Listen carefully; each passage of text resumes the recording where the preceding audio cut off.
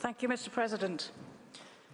Mr. President, members of the Court, it's a great honour for me to appear in front of you on behalf of the Secretary-General of the United Nations in the context of this request for an advisory opinion.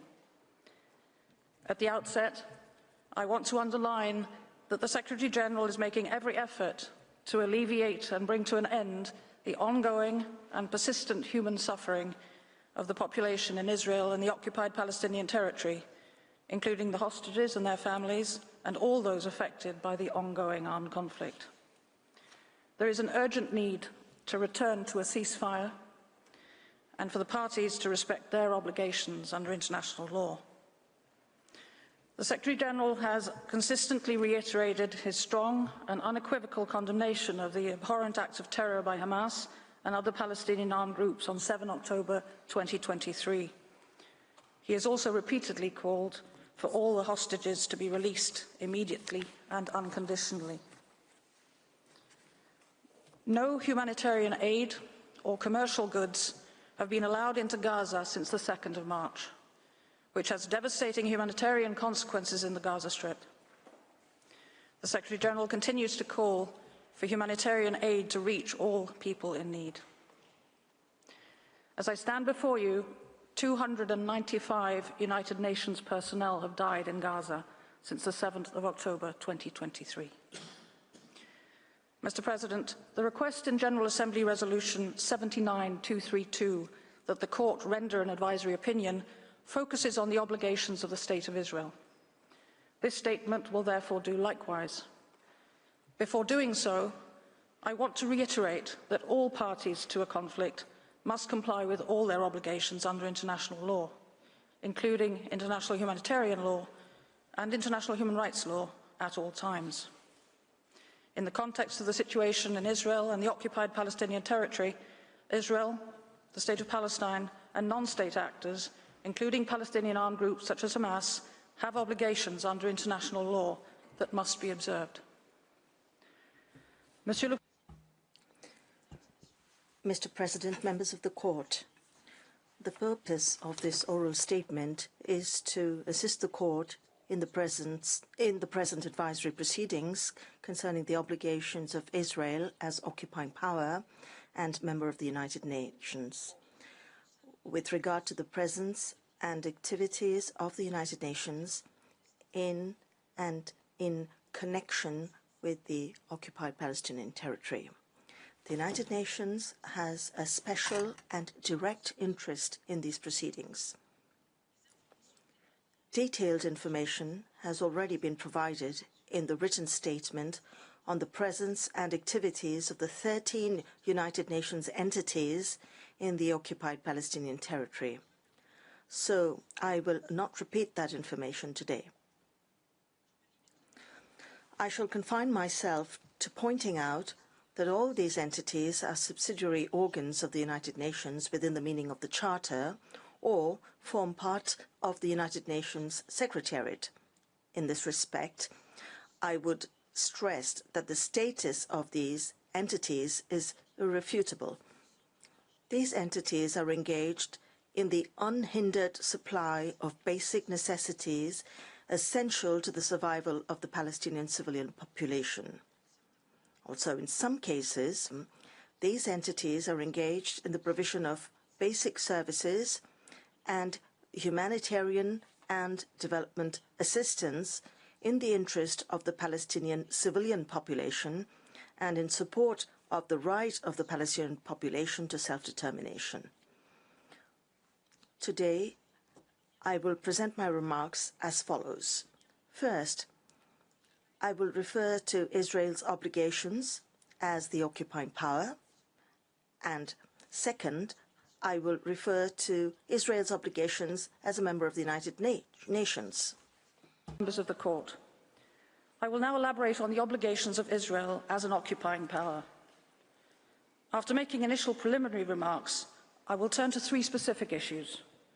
First, the scope of relief schemes under the Fourth Geneva Convention. Second, the limitations on the authority of the occupying power to administer an occupied territory. And third, the protection of humanitarian, medical and United Nations personnel in general. Israel has several obligations in relation to the presence and activities of the United Nations in the occupied Palestinian territory by virtue of its status as the occupying power.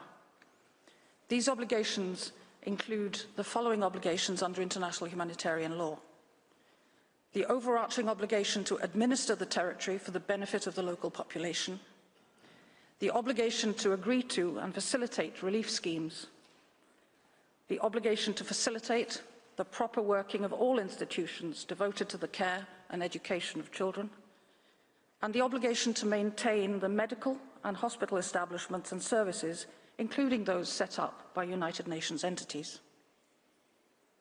In the specific context of the current situation in the occupied Palestinian territory, these obligations entail allowing and facilitating all relevant United Nations entities to carry out those activities for the benefit of the local population.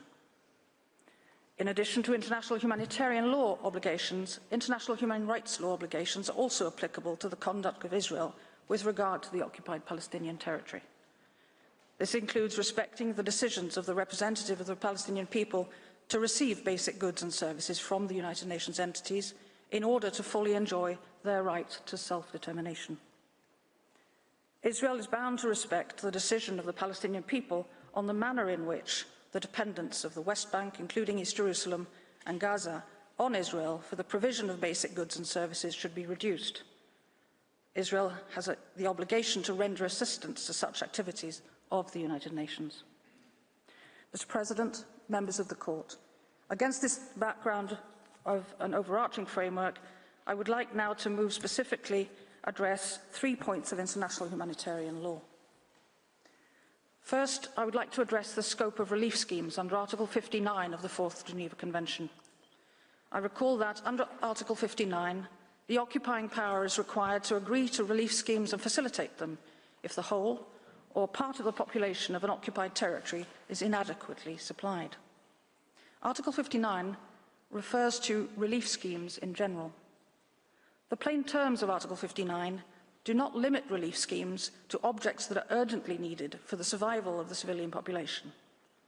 Article 59, paragraph 2, specifically refers to foodstuffs, medical supplies, and clothing. These are examples of relief supplies and do not constitute an exhaustive list of objects that constitute relief schemes. The content of relief schemes depends on the needs of the population of an occupied territory. The legal obligation covers those needs that have to be addressed immediately. For example, when a large number of population is displaced due to military operations, relief schemes would comprise items that are essential to address their immediate needs, such as food, water, shelter, and hygiene facilities. The definition should also be understood to cover needs which may be more long-term, in particular in cases of prolonged occupation. For example, relief schemes to address long-term needs may include items that are essential for the construction and repair of certain infrastructures, including medical and sanitation facilities, and items and services to eradicate poverty. Therefore, the needs of the population in an occupied territory could evolve depending on the nature and duration of the occupation, and relief schemes need to be adapted to the evolving needs. The occupying power must agree to such relief schemes as adapted and facilitate them. Second, the authority of the occupying power to administer an occupied territory must be exercised in a manner that is consistent with international humanitarian law. Any measures taken by the occupying power to ensure its security must be exercised in a manner that would not deny impartial humanitarian organisations